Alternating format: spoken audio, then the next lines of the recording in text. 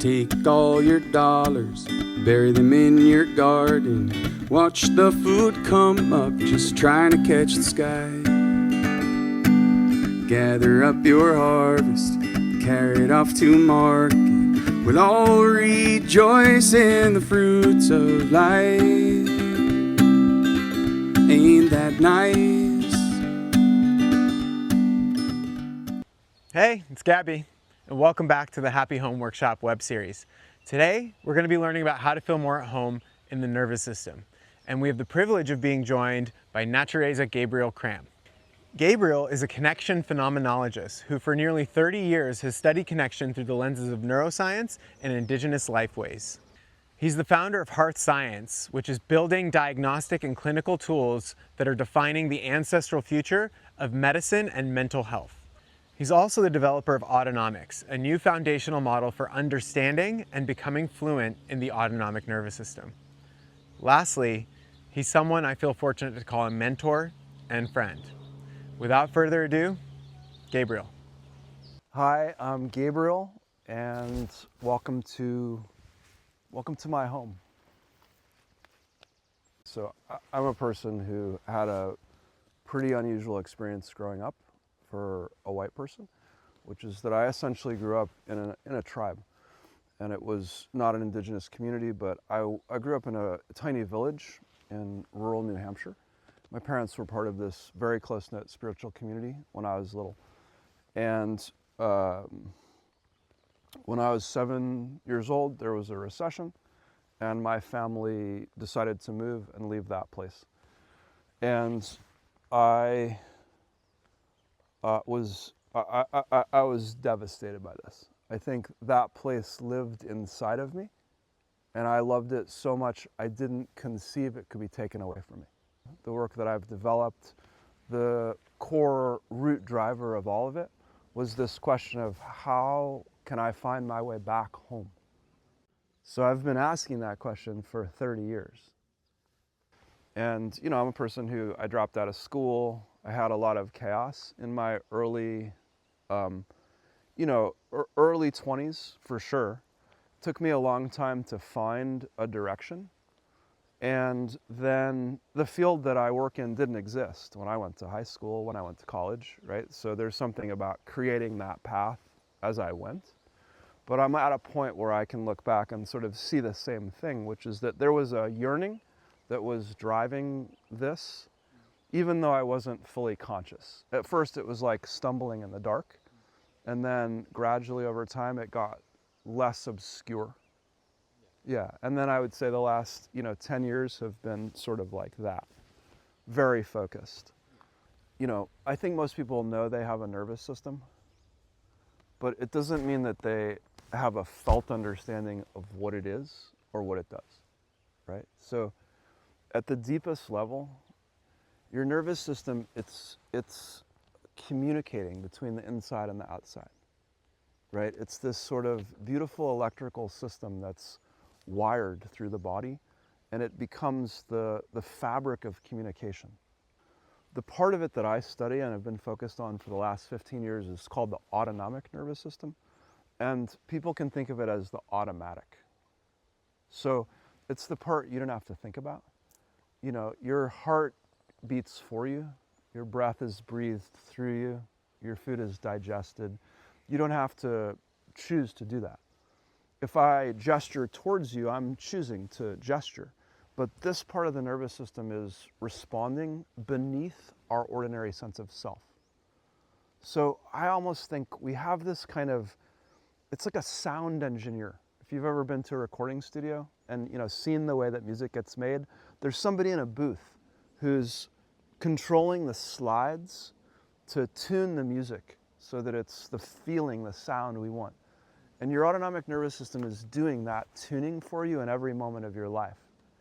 But the way that it tunes is based on a fundamental assessment of whether or not in this moment, whatever moment I'm in, do I feel safe enough to allow myself to be available to relationship? And so we look at the autonomic nervous system through this lens of water.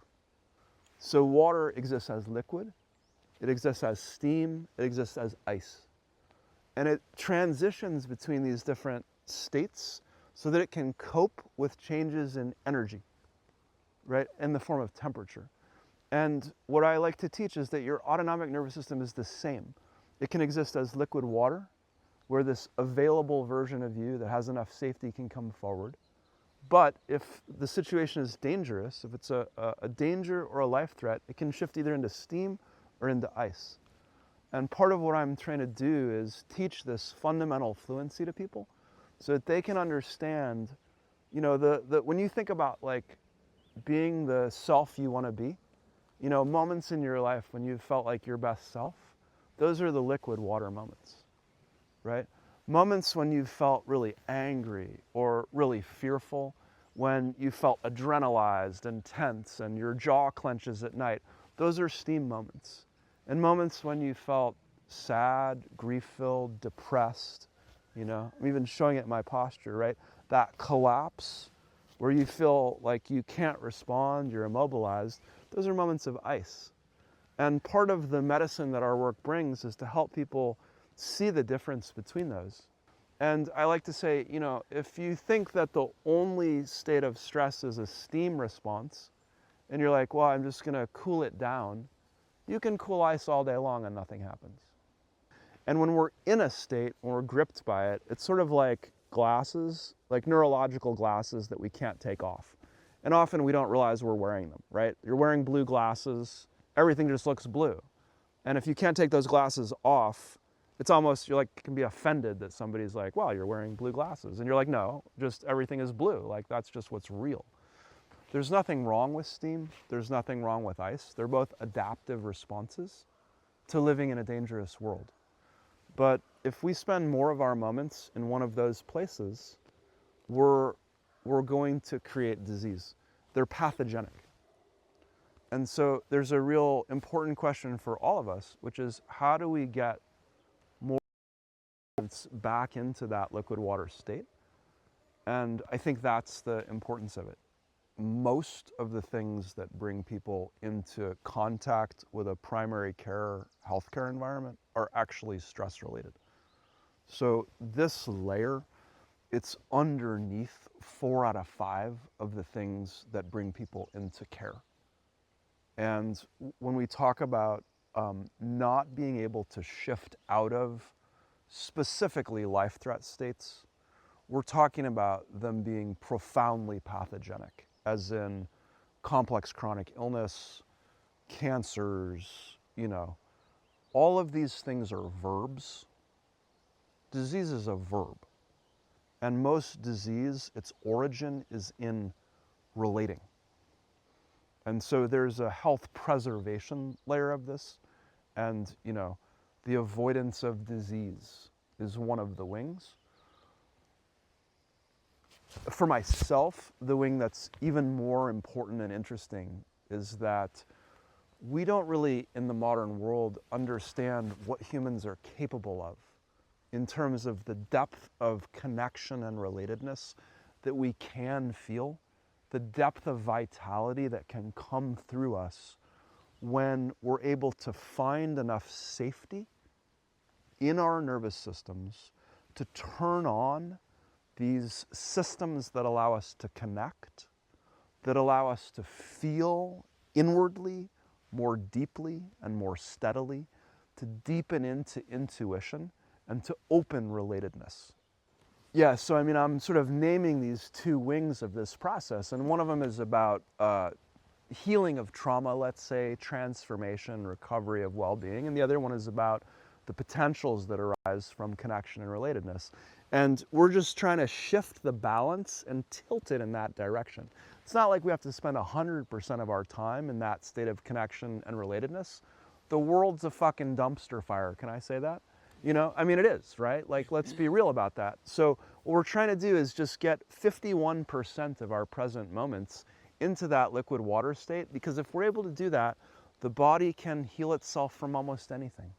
That's the incredible power of nature as it's expressed through the beauty of our physical beings, you know, these energy beings woven into matter.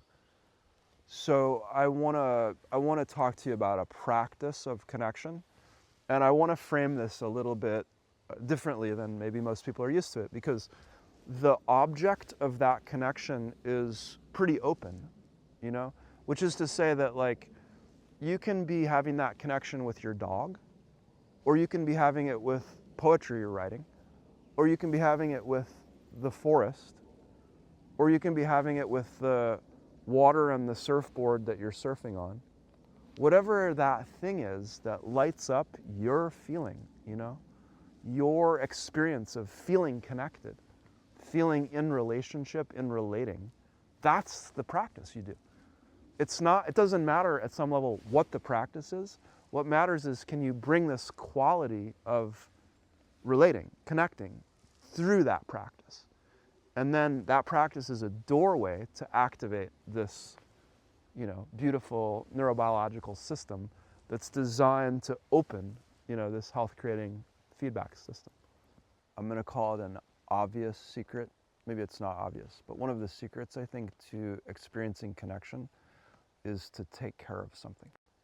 Like, I remember living in an apartment, and it had this kind of like shitty little yard between the two buildings. I mean, it was shitty. It was not nice. And I remember walking by it, and, like, you know, I'd be like, walk by it every day on the way to the apartment and be like, this is like a shitty little yard. And then I remember going out once with a rake and just, you know, like tending it, cleaning out the dead leaves. And there was maybe like one or two little plants that had started to grow. And I just cleared the path so that they could grow a little bit more. And I literally the next day could no longer feel like it was a shitty little place. Just that amount of caring for it changed the way that I perceived it, you know, and I was a little bit astonished by that, to be honest. I think we have to make room for the possibility that there are other things around us that are sentient. I think one of the challenges that modern Western people have is that we're locked in a view of the cosmos that suggests that we're the things that are sentient. But we know that we're surrounded by things that are alive. Obviously, like these trees are alive. Why wouldn't they be sentient? And what would I have to let go of in terms of belief to allow myself to receive communication from them? You know, not that I know what they would say, not that I know that it would happen in words, but how can I dismantle the part of my own mind that thinks I know what all of this is about and what it's for? Because that's just arrogance. But there's some fundamental framing of what this body that we are in, we're wearing, needs in order to find flourishing, and that it's not individual, that our flourishing is collective, it's social in nature. We're not, you know, fingers, we're part of the hand. So we gave the practice of connect with whatever your thing is, right? The forest, you know, your pet. And then if you want to deepen into the practice, deepen into the self-awareness of it, there's some questions you can sort of ask yourself, and then you can feel, right? So one of the questions I like to ask myself is, if I'm feeling connected to someone or something, how do I know that? What is it in the body that tells me that I feel that? What is the quality of emotion that's arising for me? What kind of thoughts am I having? You know, is my mind active? Is it still?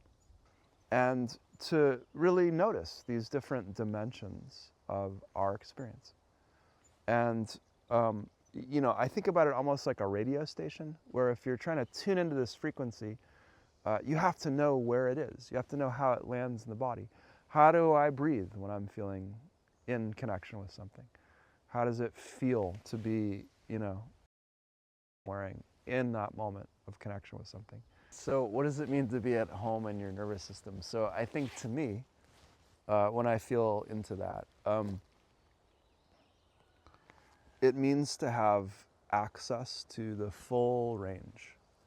You know, it means to understand the fullness of this map, to know that I can move through it, you know, in the same way that I might move through a topography, right? I might move, you know, climb a mountain, I might go into a valley, to know that there's a terrain here, and that I can have the ability to explore it, but that I can also find myself. I can come back to places that feel familiar, that feel nourishing, and I can spend, more of my moments there than pulled into other states.